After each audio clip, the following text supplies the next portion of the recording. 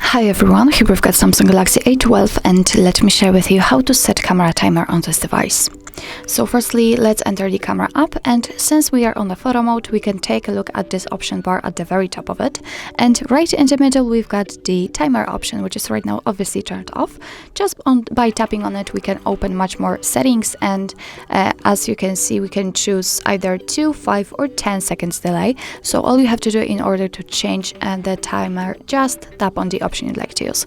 As you can see, the icon immediately changes. It means that right now we've got 10 seconds delay applied. So let's check. Let's tap on the shutter button, and as you can see, from now on your device will count down from 10, and after that time it will take a photo. Okay, just check another option, just let's say 2 seconds. Let's tap on the shutter button, and the same situation, but now it is counting down from 2. In order to turn it off, just tap on this off icon, and from now on your device will take photos right after touching the shutter button. So actually that's all. This is how to set camera timer in your Samsung Galaxy A12.